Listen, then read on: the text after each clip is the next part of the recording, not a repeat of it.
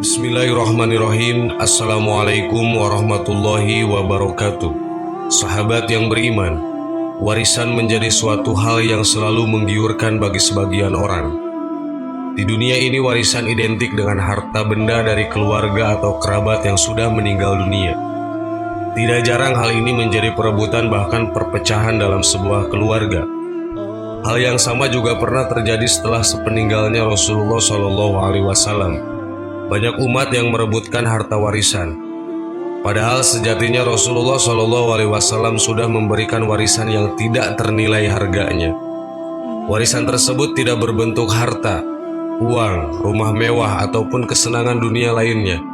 Akan tetapi warisan itu akan abadi dan membawa keberkahan apabila dijaga dengan baik. Lantas warisan apakah yang diberikan Rasulullah SAW kepada umatnya? Berikut informasi lengkapnya.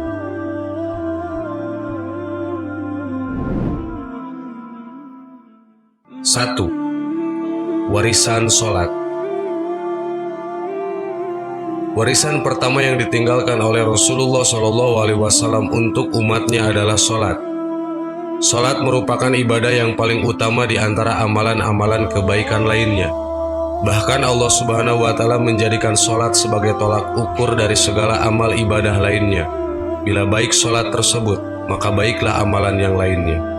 Rasulullah SAW memberikan gambaran bahwa orang mukmin yang menjalankan ibadah sholat itu seperti orang yang mandi sebanyak 5 kali di waktu pagi, siang, petang, dan malam. Apabila ia senantiasa menjaga kebersihan, maka bersihlah orang tersebut dari noda dan kotoran.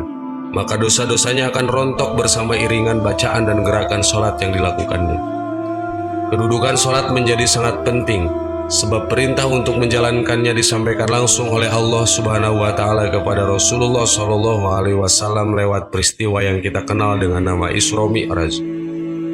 Imam Ahmad bin Hajar Al-Haytami dalam kitabnya Al-Jawazir mengetengahkan sebuah hadis yang menyebutkan sejumlah kemuliaan bagi yang melaksanakan sholat dan kehinaan bagi yang meninggalkannya. Ada banyak keberkahan apabila kita senantiasa menjalankan ibadah sholat setiap waktunya. Namun ada juga kehinaan bagi mereka yang dengan sengaja melalaikan perintah Allah yang satu ini. Maka dari itu jagalah sholat kita yang menjadi warisan dari Rasulullah SAW.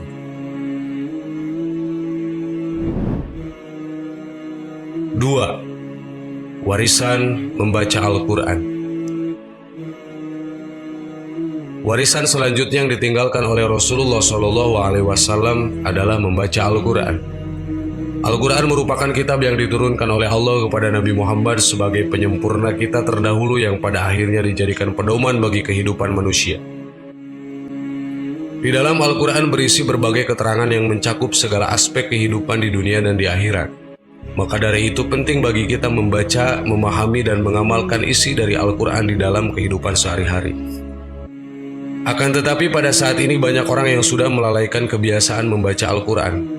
Mereka lebih senang menghafal lirik lagu dibandingkan melantunkan ayat Allah ini. Padahal sebenarnya kita harus fokus membaca Al-Quran karena akan mendapatkan kemuliaan dari Allah Subhanahu wa Ta'ala. Imam Abu Amr bin Salah dalam fatwanya yang mengatakan bahwa membaca Al-Quran merupakan sebuah kemuliaan yang dengannya Allah memuliakan manusia. Maka dari itu luangkanlah waktu untuk membaca dan memahami Al-Quran. Sebab Al-Quran menjadi warisan dari Rasulullah yang akan membimbing kita kepada jalan kebenaran. Rasulullah SAW bersabda, "Jika kalian menginginkan ilmu, maka sebarluaskan Al-Quran sebab di dalamnya tersimpan ilmu orang-orang terdahulu dan yang akan datang." 3. Warisan mengetahui status halal dan haram. Warisan terakhir yang diberikan oleh Rasulullah SAW menyangkut pengetahuan mengenai status halal dan haram. Warisan Rasulullah yang terakhir ini memberikan pengetahuan mengenai pentingnya bagi kita untuk mengenal status halal dan haramnya segala sesuatu, baik itu barang, makanan, ataupun amalan perbuatan yang dilakukan selama di dunia ini. Melakukan atau mengkonsumsi perkara yang halal akan menjadikan hidup menjadi lebih berkah dan lebih berbahagia. Berbeda halnya apabila orang tersebut selalu mengkonsumsi hal yang haram, maka neraka adalah tempat yang pantas baginya. Sahabat yang beriman, Demikianlah informasi mengenai 3 warisan dari Rasulullah SAW yang jadikan hidup manusia lebih berkah apabila menjalankannya.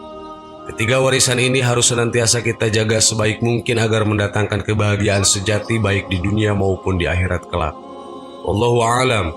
Wassalamualaikum warahmatullahi wabarakatuh.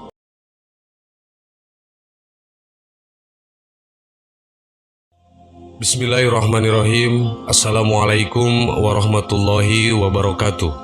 Sahabat yang beriman, mimpi adalah kejadian alam bawah sadar yang melibatkan indera manusia saat tidur. Mimpi yang singgah sebagai bunga tidur manusia bisa berupa mimpi indah maupun mimpi buruk. Semua manusia di muka bumi pasti pernah mengalami mimpi, tak terkecuali baginda besar kita Muhammad SAW. Dalam sejumlah hadis, beliau pun pernah berkata bahwa mimpi manusia ada 3 macam. Mimpi itu ada 3. 1. Mimpi yang baik sebagai kabar gembira dari Allah. 2. Mimpi yang menakutkan atau menyedihkan datangnya dari setan. 3. Mimpi yang timbul karena ilusi, angan-angan atau khayal seseorang. Hadis riwayat Muslim. Mimpi-mimpi yang dialami oleh Nabi Muhammad SAW dari Abdurrahman bin Samurah radhiyallahu an berkata bahwa Rasulullah SAW bersabda, "Sesungguhnya aku telah mengalami mimpi-mimpi yang menakjubkan pada malam sebelum aku diisrokan. Di antaranya, 1. Aku telah melihat salah seorang dari umatku didatangi malaikat maut dalam keadaan yang mengerikan untuk diambil nyawanya. Namun malaikat terhalang perbuatannya karena ketaatan dan kepatuhannya kepada kedua orang tuanya.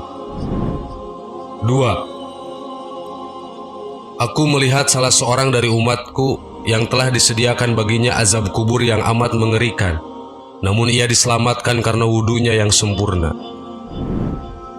3.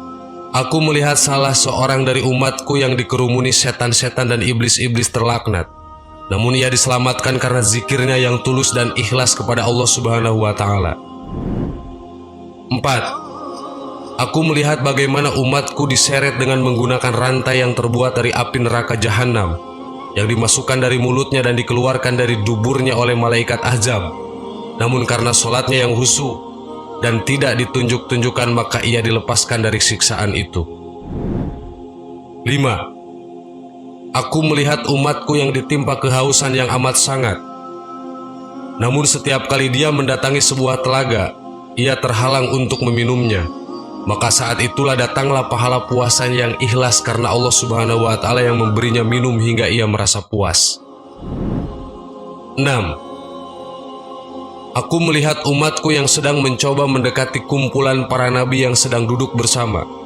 Setiap kali ia datang lalu dia diusir, maka menjelmalah mandi junub dengan rukunnya yang sempurna menuntunnya ke kumpulanku sambil duduk di sebelahku. 7. Aku melihat salah seorang dari umatku berada dalam keadaan yang gelap gulita di sekelilingnya, sedangkan dia di dalam kebingungan. Maka datanglah pahala haji dan umrohnya yang ikhlas kepada Allah Subhanahu wa Ta'ala, sehingga mengeluarkannya dari kegelapan menuju tempat yang terang benderang. 8. Aku melihat umatku yang mencoba berbicara kepada golongan orang mukmin, tetapi mereka tidak seorang pun mau membalas bicaranya. Maka menjelmalah sifat silaturahminya dan tidak suka bermusuh-musuhan sesama umatku, lalu menyeru kepada mereka agar menyambut bicaranya, lalu ia pun dapat berbicara dengan mereka. 9. Aku melihat umatku sedang menepis-nepiskan percikan api yang mengenai mukanya, namun ia dilindungi karena pahala sedekahnya yang ikhlas karena Allah Subhanahu wa Ta'ala. Sahabat yang beriman, demikian mimpi yang dialami Nabi Muhammad SAW. Sesungguhnya hal ini dapat menjadi pelajaran dan renungan bagi umat Islam, agar kita senantiasa melakukan hal-hal yang baik dan menjauhi larangan Allah Subhanahu wa Ta'ala. Hal demikian dapat menjadi petunjuk dan peringatan bagi orang-orang yang berpikir. Wallahu a'lam. Wassalamualaikum warahmatullahi wabarakatuh.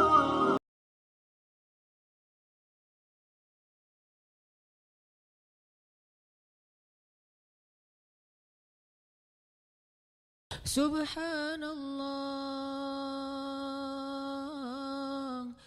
walhamdulillah wa la ilaha illallah wallahu akbar. Subhanallah